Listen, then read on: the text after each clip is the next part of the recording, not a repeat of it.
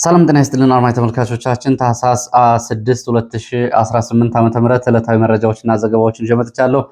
መረጃና ዘገባዎችን እየተከታተላችሁ አብራችሁ እንድትቆዩ ነው በአክብሮት የምጋብዛችሁ። በዚህ ሰዓት አብራችሁን ከቆያችሁ የተለያዩ ዝርዝር የግንባር መረጃዎችን የማደርሳችሁና እየተከታተላችሁ አብራችሁ እንድትቆዩ ነው በአክብሮት የምጋብዛችሁ። እንግዲህ አዲስ ውጥረት እየመጣበት ያለውን የሰሜን ምዕራብ ኢትዮጵያን ጨምሮ ከውጭ እንዲሁም ደግሞ በሀገር ውስጥ በተለያዩ አካባቢዎች ያሉ ዝርዝር የግንባር መረጃዎችን የማደርሳችሁ ይሆናል።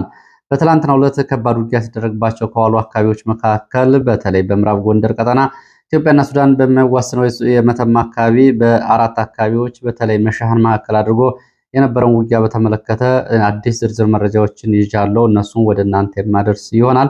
ሌሎችም እንደዚሁ በሸዋ በወሎ በተለያዩ አካባቢዎች ያሉ አፍላ ውጊያዎችን በተመለከተ አዳዲስ መረጃዎችን የምትሰሙ ይሆናል። በዚህ ሰዓት እየተከታተላችሁ አብራችሁ እንድትቆዩ ነው በአክብሮት የምጋብዛችሁ።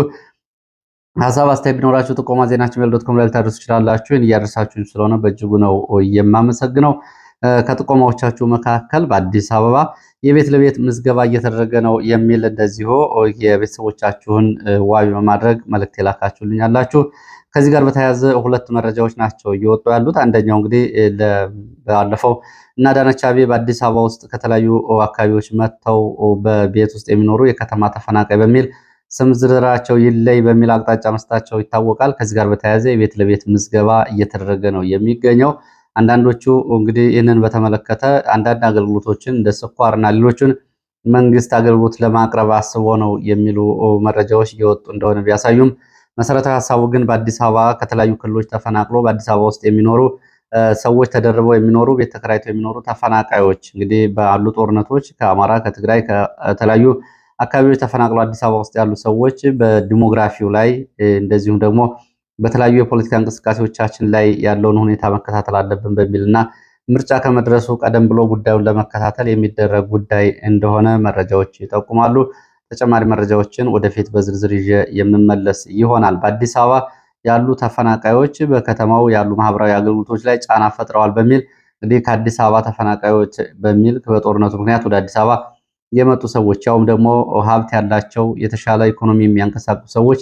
በነገራችን ላይ ይሄ በተለይ በአማራ ክልል ያለው ጦርነት እንዲሁም ደግሞ በትግራይ ክልል የቆየው ጦርነትና በምዕራብ ኢትዮጵያ ወለጋና አካባቢ ያለው ጦርነት የበለጠ አዲስ አበባን ነው ተጠቃሚ የሚያደርገው። በእርግጥ በሌላ በኩል ጉዳት ቢኖረውም ብዙ ሰዎች ከየተለያዩ አካባቢዎች በጦርነት ምክንያት ወደ አዲስ አበባ መንቀሳቀሳቸው ይህ እንግዲህ ለከተማው ያለው ኢኮኖሚ አስተዋጽኦ እንዳለ ሆኖ ንግድ ድርጅቶቻቸውን ሌሎችንም ይዘው ተንቀሳቅሰዋል። አንጻሩ ደግሞ ወደ አዲስ አበባ ከተለያዩ አካባቢዎች የሚገቡ ሸቀጣሸቀጦች እንዲሁም ደግሞ የእርሻ ምርቶች ያለው ጫና ደግሞ እንዳለ ሆኖ ግን አዲስ አበባ ውስጥ ከተለያዩ ክልሎች የመጡ ተፈናቃዮችን እንለያለን የሚለው የእነ አዳነች ትዕዛዝ እንግዲህ አሁን ቤት ለቤት ምዝገባ ማድረግ መጀመሩን የሚገልጹ መረጃዎች ናቸው ያሉት። ሌላው ከጥቆማዎቻችሁ መካከል ከባህር ዳር ዙሪያ የላካችሁልኝ ጥቆማ አለ። ያው መረጃም ሊሆን የሚችል ነው። በተለያዩ አካባቢዎች በአርሶ አደሮች ላይ እየተፈጸመ ያለውን በመንግስት ወታደሮች በአድማ ብተና በመከላከያና በሚሊሻ እየተፈጸመ ያለውን ኢሰብአዊ ድርጊትና የጦር ወንጀል የተመለከተ ነው። በተለያዩ አካባቢዎች ሰሞኑን ይህን መረጃ እንደዚሁ በተከታታይ ሲቀርብ ነበረ። ባህር ዳር አቅራቢያ ሜጫ ወረዳ ከ200 በላይ ገበሬዎች ድብደባ ተፈጽሞባቸዋል። የሚሊሻ የአድማ ብተናና የመከላከያ አባላት ወደ በርታ ቀበሌ ከአዴት ተንቀሳቅሶ ከገባ በኋላ ነው የበርታ ቀበሌ አርሶ አደሮች ከፍተኛ ድብደባ የተፈጸመባቸው። መሳሪያ አምጡ እያለ ነው እንግዲህ አድማ ብተናው ሚሊሻውና መከላከያው ድብደባና ስቃይ እየፈጸመባቸው። የለንም መሳሪያ ቢሉም በአፈሙዝ አፋቸው ውስጥ በማስገባት በሴቶች ላይ እንደዚሁ የተለያዩ ጫናዎችን በማድረግ ማሰቃየት በመፈጸም መሳሪያ ተደብቃቸዋል በሚል የተለያዩ ድብደባዎችን እንዲሁም ደግሞ የአካል ጉዳቶችን አድርሰዋል። ገበሬዎቹ ዓመቱን ሙሉ የደከሙበትን አዝመራቸውን በዚህ ወቅት መሰብሰብ አልቻሉም። አንዳንዶቹ በዚህ ስጋት ምክንያት ቤታቸውና አካባቢያቸውን ለቀው ጠፍተዋል። አንዳንዶቹ ደግሞ ድብደባ ተፈጽሞባቸው እንደዚሁ በሕክምና ላይ ይገኛሉ። ይሄን የመንግስት ወታደሮች እያደረሱት ያለው መጠነ ሰፊ ጭፍጨፋ፣ ግፍና ሰቆቃ ነው። ሰሞኑንም በፈላ ውሃ ሴቶችን በማቃጠል ጭምር የተደበቀ መሳሪያ አምጡ በሚል በደቡብ ጎንደር ብናት ያደርጉት የነበረውን አሰቃቂ ድርጊት በተመለከተ መረጃ መውጣቱ ይታወቃል።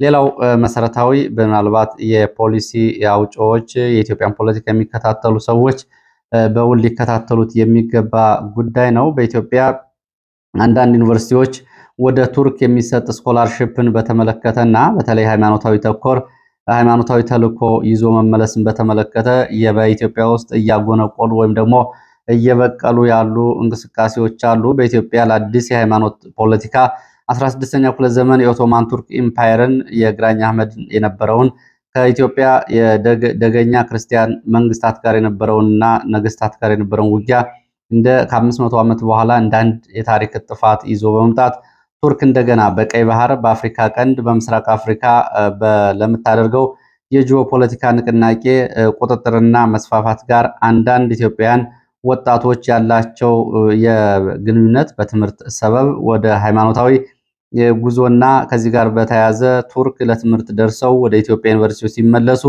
በየዩኒቨርሲቲዎች የሚታዩ አዝማሚያዎችን በተመለከተ እንደዚሁ ጥቆማም ልካችሁልኛል። በአንድ ዩኒቨርሲቲ በርካታ ዓመታት ለትምህርት ቱርክ ቆይተው የመጡ ሰዎች አሁን ከመደበኛ የአካዳሚክ እንቅስቃሴ ባሻገር እንደዚህ አይነት የተልዕኮ ተግባራትን ይዞ መምጣትና ማቀንቀን ይታያል። ጉዳዩ ቀጠናዊም አገራዊም አሳሳቢ ጉዳይ ስለመሆኑ እየገለጻችሁልኝ ነው።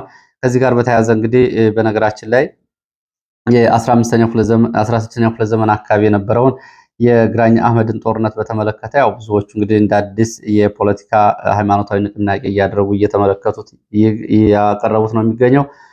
ይሄ ጉዳይ ያው እንግዲህ የታሪክ ጉዳይ ነው። በወቅቱ ሁለቱ የዓለማችን ሀያላን ሀገራት ፖርቱጋል እና ቱርክ ናቸው። የቱርክ ኢምፓየር በተለይ የሙስሊሙን ዓለም በመወከል ፖርቱጋል ደግሞ የክርስቲያኑን ዓለም በመወከል ሁለቱ ሀያላን ናቸው። ሁለቱ ሀያላን ሀገራት በውክልና ጭምር በኢትዮጵያ ውስጥ ጦርነት ስለማድረጋቸው ይሄ የግራኝ አህመድና የነ ቫስኮ ደጋማ እንደዚሁ ለአጼ ልብነ ድንግልና ለአጼ ገላውዲዮስ ድጋፍ ለማድረግ የመጡ ወታደሮች የዓለም የኃይል ሚዛን ነው። ከዛ በተረፈና ወደታች የሚታየው ጉዳይ ግን እንደ አካባቢ ጦርነት ነው። ከዛ የተለየ ጉዳይ የለውም። ጦርነቱም ሃይማኖታዊም አይደለም። ሃይማኖታዊ ሊሆንበት የሚችለው ምክንያትም የለም። ይህንን ግን ከ500 ዓመታት በኋላ አሁን እንደ ፖለቲካ ጥፋት ይዞ መምጣት ያው ወደፊት እንግዲህ በብሔር ፖለቲካ እየታመሰች ባለች ሀገር ውስጥ ሌላ ቤንዚን ነው የሚሆነው። ጥቆማችሁን ወስጃለሁ። አመሰግናለሁ። ሌላው ወደ መረጃዎች ነው በቀጥታ የሚሄደው። ወደ ሱዳን የሚወስደን መረጃ ነው የማቀርበው። ያው ሱዳን ይሁን እንጂ ጉዳዩ የኢትዮጵያ ነው። ሱዳን ተዋጊ ሰራዊት ወደ ብሉ ናይል ግዛት ለማንቀሳቀስ በቤንሻንጉል ጉምዝ ክልል የሚንቀሳቀሱ ታጣቂዎች በድጋፍ ሰጭነት፣ በመንገድ መሪነት፣ በሰርጎ ገብነትና በተባባሪነት ልትጠቀም ነው የሚል መረጃ ዛሬ ደርሶኛል። ከዚህ ከሱዳን የመጣው መረጃ ይህንን ይላል። በዚህ እቅድ ምክክር ላይ የቀድሞ የኢትዮጵያ መከላከያ ሰራዊት አባላት የነበሩ የትግራይ ተወላጆች በዳርፉር ቀጠና በአብየ ግዛት አካባቢዎች ስምሪት ላይ የነበሩ እንዲሁም ደግሞ በቤንሻንጉል በተለያዩ የእርሻ ኢንቨስትመንቶች ላይ ስምሪት ላይ የነበሩ እነዚህ ወታደራዊ መሪዎችን ጨምሮ በዚህ ውይይት ላይ ሱዳን መንግስት ድጋፍ ፈልጋለሁ በሚል ጥሪ ማድረጉን ነው። እንግዲህ አንዳንድ ኮሎኔሎችም በዚህ ጉዳይ ላይ ለመነጋገር ወደ ገዳሪፍ ስለመሄዳቸው የሚገልጽ መረጃ አለ። የቤንሻንጉል በኩል እንግዲህ ቅዳሜና በቤንሻንጉል ክልል ቀደም ብሎ የኢትዮጵያ መንግስት የሱዳኑን ተዋጊ ኃይል መሐመድ ደጋሎን ለመደገፍ አርኤስኤፍ ማሰልጠኛ ጣቢያ ኢትዮጵያ ውስጥ እያቋቋመ ነው የሚለው መረጃ መውጣቱን ተከትሎ ነው ሱዳን ወደዚህ ቀጠና ኃይል ለማንቀሳቀስ ከገዳሪፍ እና ከሰላ አካባቢ የወሰነችው። እንግዲህ ሱዳን ይህን ውሳኔዋን ደግሞ በኢትዮጵያ ውስጥ የሚገኙ ታጣቂዎችንና የአብይ አህመድ መንግስትን የሚቃወሙ ኃይላት ድጋፍና ትብብር ያስፈልጋል በሚል ነው ይህን እያደረገች ያለችው። እስካሁን ድረስ ባለው ሁኔታ የቀድሞ የህወሓት ወታደራዊ አመራሮች እንዲሁም ደግሞ በሁለት የቤንሻንጉል ጉምዝ ታጣቂ ቡድኖች ለዚህ እቅድ ጥሪ ተደርጎላቸዋል። እንግዲህ በዚህ ጋር በኢትዮጵያ መተከል አሶሳ ዞን ትይዩ ባሉት ቀጠናዎች ከጃጉይ ጀምሮ ነው ሱዳን ኃይል ለማንቀሳቀስ እቅድ የያዘው። ቀደም ብሎ ሁለት ታጣቂ ቡድኖች ብሉ ናይል ግዛት ውስጥ በቤንሻንጉል ሊንቀሳቀሱ የነበሩ ሁለት ታጣቂዎች ብሉ ናይል ግዛት ውስጥ ስልጠና ይወስዱ ነበር። ከዛ በኋላ የተወሰኑት ከክልሉ መንግስትና ከፌዴራል መንግስት ጋር በመነጋገር እንደዚሁ ትጥቅ ፈተው የነበረ ቢሆንም አሁን የሱዳንን ጥሪ ተከትሎ እንግዲህ ከያሉበት መሰባሰብ ሊጀምሩ ይችላሉ የሚል መረጃ ነው ያለው። ወደፊት ዝርዝር መረጃዎች በተከታታይ የሚወጡበት ይሆናል። ከዚሁ ጋር በተያያዘ እንግዲህ ግብፅም ሁለት አይነት አቋሞችን በአባይ ጉዳይ ላይ ይፋ አድርጋለች። ባለፈው ቅዳሜ ከአንድ የግል ቴሌቪዥን ሾው ጋር ቆይታ ያደረጉት የግብፁ ውጭ ጉዳይ ሚኒስትር ዶክተር አብድላቴ በሁለት መንገድ አባይ ጋር በተያያዘ ግብጽ ጥቅሟን ለማስከበር እንደምትንቀሳቀስ አሳውቀዋል። አንደኛው ሁሉም የተፋሰሱ ሀገራት የተውጣጡ ባለሙያዎች የኤክስፐርት ቡድን የአባይን ግድብ የማስተዳደር የመቆጣጠር ኃላፊነት እንዲሰጠው ብላለች። እንግዲህ በዛ ውስጥ እሷም የምትገኝበትና ከሁሉም ተፋሰሱ ሀገራት የተውጣጣ ቡድን እንዲቋቋምና ኢትዮጵያውያን ከኪሳቸው አውጥተው የገነቡትን ግድብ እንግዲህ ከሁሉም ሀገራት የተውጣጣ ቡድን እንዲቆጣጠረው የሚል ነው። በእጅ አዙር እንግዲህ ያው እኔ እንደማለቷ ነው። ሁለተኛው ይህንን ለማስፈጸም ይህንን የባለሙያዎች ቡድን የቀረበውን ለማስፈጸም አሜሪካ በኢትዮጵያ ላይ ጫና እንድታደርግ ነው እንግዲህ የምታደርገው። ሁለተኛውና ግብጽ በራሴ መንገድ አስፈጽመዋል ያለችው ደግሞ ግብጽ የአባይን ውሃ ደህንነት አደጋ ላይ የሚጥሉ ማንኛቸውንም እንቅስቃሴዎች አልታገስም፣ የግብፃውያን ሕይወት አደጋ ላይ ወድቆ ህልውናቸው ጉዳት ደርሶበት ማየት አልፈልግም፣ ሁሉንም አቀፍ እርምጃ ለመውሰድ እገደዳለሁ ብላለች። እርምጃው እንግዲህ የግብፃውያንን ህልውና ለመጠበቅ የታሰበ ስለሆነ ሁሉንም አይነት እርምጃዎች እንወስደዋለን ብለዋል። እንግዲህ የግብጽ ተደጋጋሚ ዛቻ የሱዳን እና የምዕራብ ኢትዮጵያ ቀጠና አዲስ የኃይል ማስጠጋት ውሳኔ የአባይ ግድብ ምን አይነት ጉዳዮችን ሊያመጣ ይችላል የሚለው ጉዳይ አብሮ የሚታይ ነው። አሁን በተለይ የአልቡርሃን ጦርና ግብጽ የተለያዩ መንግስታት አይደሉም። ግብጽ ማለት ሱዳን፣ ሱዳን ማለት ግብጽ ነው። በተለይ አልቡርሃን ሁሉም ነገር አሁን ከግብጽ ነው ድጋፍ የሚደረግለት። ስለዚህ ከኢትዮጵያ አንጻርም እንግዲህ ቀደም ብሎ የያዙት የተመሳሳይ አቋም አለ፣ ውይይቶች አሉ። ምን ጉዳይ ሊመጣ ይችላል አብሮ የሚታይ ነው የሚሆነው። ከነዚህ መረጃዎች ወደ ግንባር መረጃዎች በቀጥታ ሲሄድ ወደ ጋሸና የሚወስደን መረጃ ነው ወደ እናንተ የማደርሰው። ያው ጋሸናን ብዙዎቻችሁ ታውቋታላችሁ። በተለይ ግንባር መረጃዎችን ላለፉት 5 ዓመታት ስትከታተሉ የቆያችሁ ሰዎች በህወሓት እና በፌዴራል መንግስቱ ጦርነት ጊዜ ስለ ጋሸና የነበረው የመረጃ ሽፋን የወታደራዊ አስፈላጊነትና ገዥ መሬት ያው ተደጋግሞ ቀርቧል። ከዛ በኋላ ፋኖ በዚህ ቀጠና በሚያደርጋቸው እንቅስቃሴዎች ጋሸናን መቆጣጠር በአካባቢው ያለውን አጠቃላይ ሁኔታ እንዴት እንደሚለውጠውም ተደጋጋሚ ዘገባዎች ሲወጡ ነበር። ለማንኛውም ትላንትና ከሰዓት በኋላ ጋሸና ከተማ በሚገኙ 2 ቦታዎች ላይ ፋኖ ጥቃት መፈጸሙን አስታውቋል። ወደ ጋሸና ከተማ ዘልቆ በመግባት በ2 ቦታዎች ላይ ድንገተኛ ጥቃት መፈጸሙን የገለጸው ፋኖ ትላንትና ታህሳስ 5 2018 ዓ.ም ከሰዓት በኋላ የፋኖ አባላት ጋሸና ከተማ 2 ቦታዎች አንደኛ ፖሊስ ጣቢያ፣ ሁለተኛ ደግሞ ነዳጅ ማደያ ተብሎ የሚጠራው አካባቢ በተሰባሰቡ የሚሊሻ የአድማ ብተናና የመከላከያ አባላት ድንገተኛ ጥቃቶችን ፈጽመዋል። ድንገተኛ ጥቃቶችን ተከትሎ እንደዚሁ መከላከያ በዙ 23 በሞርተር በዲሽቃ ተከታታይ ተኩስ ሲያደርግ ነበር። ከጥቃቱ በኋላ ከጉዳት የተረፈው የአድማ ብተና የመከላከያና የሚሊሻ አባል ወደ መብራት ኃይል ማፈግፈጉን የመረጃ ምንጮቹ ገልጸዋል። ይህንን ተከትሎ እንግዲህ በአጠቃላይ በነበረው የሞርተርና የዲሽቃ ድብደባ እንዲሁም ደግሞ ድንገተኛ ጥቃት የደረሱ ጉዳት ግን በአሃዛዊ መረጃዎች ለማወቅና ለማረጋገጥ አልተቻለም።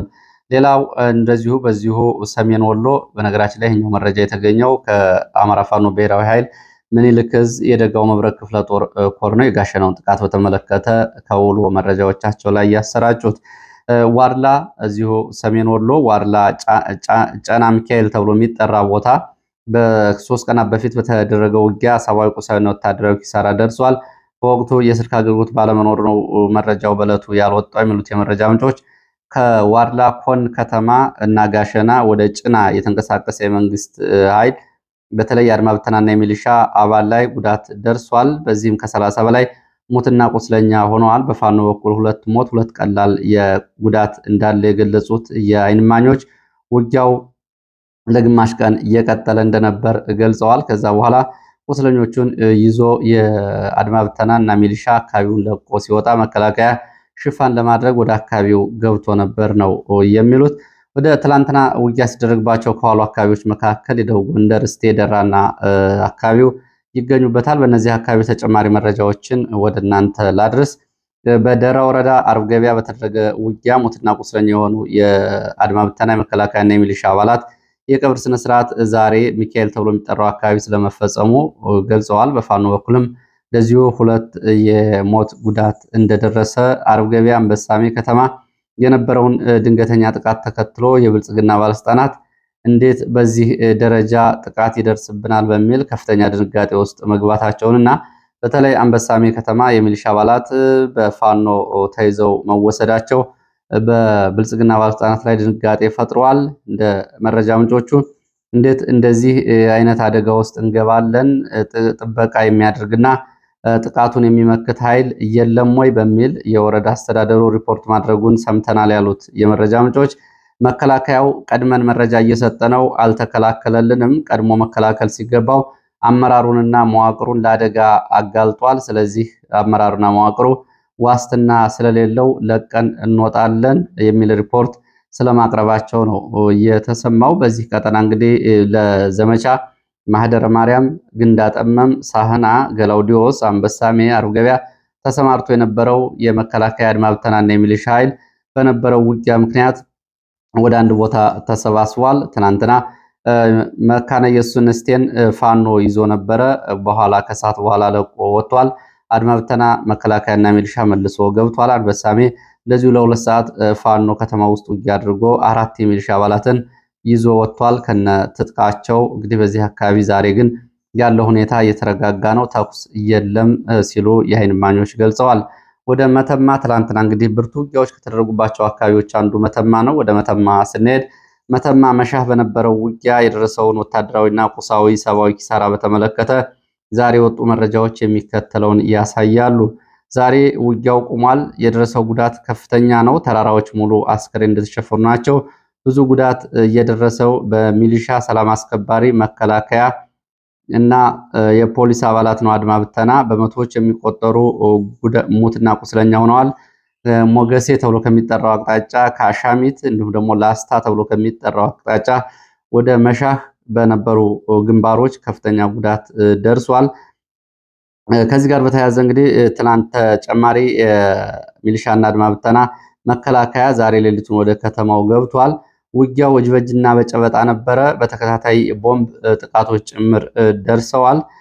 ትናንትና ማርኮ የነበረውን ድሽቃ መልሶ ለመያዝ መከላከያ ከ7 ጊዜ በላይ የእጅ ቦምቦችን ጭምር በመወርወር ውጊያ ሲደረግ ነው ያመሸው። ብሬን፣ ስናይፐር፣ ክላሽንኮፍን በተመለከተ በመቶዎች የሚቆጠር እንደሆነ ሙትና ቁስለኛ ተመሳሳይ በመቶዎች የሚቆጠር እንደሆነ መረጃዎች ይገልጻሉ። በተለይ ቢቢኮ፣ ወዲ ገምዞ፣ ወዲ አንበሶና መሻሃ ተብሎ የሚጠሩት አካባቢዎች በአራት ቦታዎች በነበረው ውጊያ እንግዲህ 4 ዲሽቃ 4 ብሬን ይቅርታ 1 ዲሽቃ 4 ብሬን በፋኖች መግባቱንና በተለይ በመከላከያ በኩል 504ኛ ኮር 3ኛ ክፍለ ጦር 86ኛ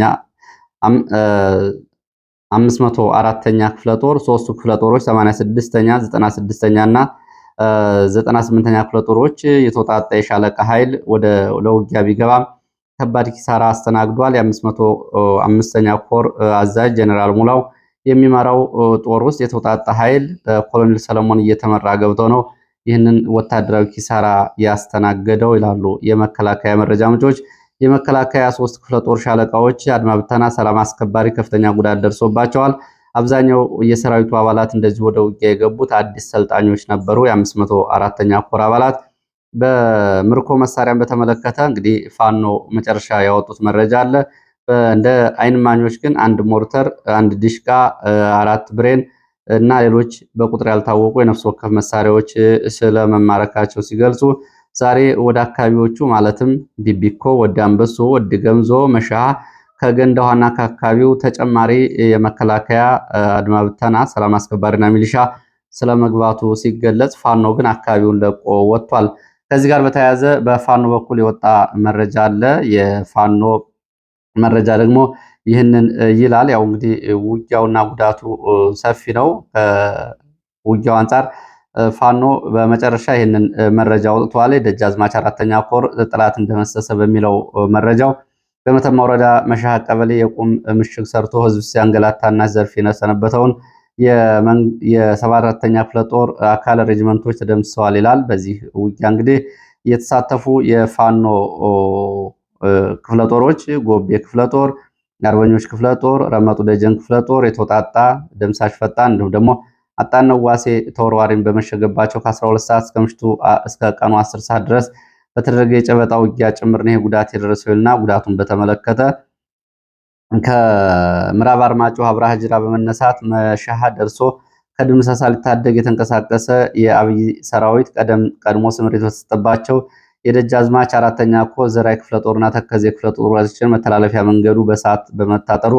በማረጋገጥ መሻሃ ለተከበበው ጠላት ሊደርስለት አልቻለም። ሁሉም መንገዶች የገሞራ ባህር ተደርገዋል እና በቀበሮ ጉድጓድ ተወሽቆ የሰው ኃይሉና መሳሪያ ክምችቱ ተጠቅሞ እጅግ ከፍተኛ ቋሚ መከላከል ሲሞክር ቢውልም ልማደኞቹ ክላሽ፣ ስናይፐር ግንባር እየነደሉ በጨበጣ በቦምብ እያቃጠሉ በሳንጃ እየተረተሩ የተማመነበትን ምሽግ በመስበር ወርቅ ቀለም የሚከተብ እጅግ አኩሪ ድል ጽፈዋል ይልና ምርኮችን በተመለከተ አሃዛዊ መረጃዎች እንግዲህ ያው ይሄ ከፋኖ የተገኘ ነው። 253 ኃይል የተደመሰሰ፣ 58 የቆሰለ፣ 55 እጅ የሰጠ፣ 83 የተማረከ ክላሽ፣ 2 የተማረከ ብሬን፣ 1 ዲሽቃ፣ 15000 ልዩ ልዩ ተተኳሾች ተማርኳል። በማጥራትና በማብቃት ተሞርዶ የተሰናዳው ደጃዝማች አራተኛ ክፍለ ጦር መተማና አርማጭሆ የነበረውን ጠላት እያፈረስ ነው ይላል። አማራ ፋኖ ሰሜን አማራ ቀጠና በላይ ዕዝ ታኅሳስ 6 ዛሬ ያወጣው መረጃ ነው። ያው ትላንትና እንግዲህ የአሃዛዊ መረጃዎችን በተመለከተ ያው የተለያዩ ሰዎች የሰሟቸውን ነገሮች ይናገራሉ። ከዛ አንጻር በአሃዛዊ ቁጥሮች ላይ መተማመን እንዲኖር በሚል ነው እንግዲህ የፋኖ የመጨረሻ አሃዛዊ ቁጥሮች እነዚህ ናቸው። በአንድ ውጊያ ውስጥ እንግዲህ ይህንን ቁጥሮች ለማረጋገጥ በጣም አስቸጋሪ ነው። በፋኖ በኩልም እንደዚሁ እንግዲህ 5 የሞት ጉዳት ደርሷል። ሌላም እንደዚሁ ከባድና ቀላል የአካል ጉዳት ደርሷል። ያው ጦርነት ስለሆነ ይህም ወጥቷል። ወደ ሸዋ የሚወስደን መረጃ አስከትላለሁ። ሸዋ ደብረ ሲናና ጣርማበር በመነሳት ከሁለት አቅጣጫ በሌሊት ወደ መዘዞ የወጣ የመከላከያ የአድማ ብተናና የሚሊሻ ኃይል በፋኖ ድንገተኛ ጥቃት ተፈጽሞበታል።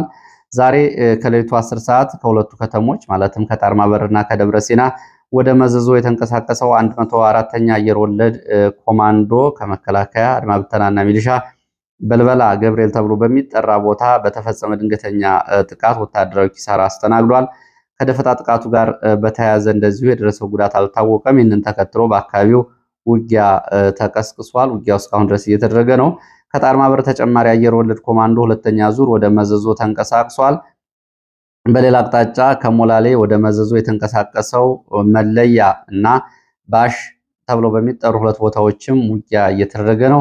እንግዲህ ከሞላሌ እና ከጣርማበር ከደብረሲና ከሁለት አቅጣጫዎች የተንቀሳቀሰው ኃይል ጋር በተለያዩ ቦታዎች ውጊያ እየተደረገ ነው። በመዘዞ በሁለቱም ግንባሮች እስካሁን በተደረገው ውጊያና የደፈጣ ጥቃት የደረሰ ጉዳት በዝርዝር አልታወቀም። በፋኖም በኩል ሆነ በመከላከያ ሸዋ ሌላው እንግዲህ ሚዳ ወረዳ ከግዳጅ እና ስምሪት ቀጠና በመውጣት የሚሊሻ አባላት ወደ ፋኖ መቀላቀላቸው ተሰምቷል። ሌላው መረጃ ወደ ትግራይ የሚወስደን ነው። ህወሓት የኮማንዶ ኃይል በትላንትናው ዕለት አስመርቋል። አዲግራት ከተማ ወጣ ብሎ በቀድሞ የመከላከያ የሰሜን ዕዝ ካምፕ ለወራት ስልጠና የወሰዱ የኮማንዶ አባላት ናቸው ትላንትና የተመረቁት። በዚህ ምርቃት ስነስርዓት ላይ የህወሓት ወታደራዊና የፖለቲካ አመራሮች ተገኝተዋል። በዚህ ላይ እንግዲህ መልእክቶችንም አስተላልፈዋል። መልእክቶቻቸው ያው የሉዓላዊነታችን ለማስከበር አሁንም ዝግጁ ነን የሚል መልእክት ያለው ነው። ስልጠና የወሰዱት ባለፈው አዲግራት ከተማ አደባባይ ወጥተው መንገድ ዘግተው የነበሩ የአርሚ 15 አባላት መሆናቸውን መረጃዎቹ ጠቁመዋል። ወደ ምዕራብ ወሎ ወረኢሉ የሚወስድን መረጃ ላስከትል። በምዕራብ ወሎ ያው በተደጋጋሚ ውጊያዎች ይደረጋሉ። ከነዚህ ቀጠናዎች አንዱ ወረኢሉ ነው። በወረኢሉ ክሬ በተባለ ቦታ በተደረገ ውጊያ ሰብአዊ፣ ቁሳዊ፣ ወታደራዊ ኪሳራ ደርሷል። ከወረኢሉ ከተማ በሌሊት ወጥቶ ድንገተኛ ጥቃት የከፈተው መከላከያ ከፋኖ በተሰጠ የአጸፋ ምላሽ ከ14 በላይ እንደዚሁ ሙት 6 ቁስለኛ ደርሶበታል ሲሉ የፋኖ የመረጃ ምንጮች ገልጸዋል። ቁስለኛ የሆነበት መከላከያ ቦታውን ለቆ ወደ ወረኢሉ ወጥቷል።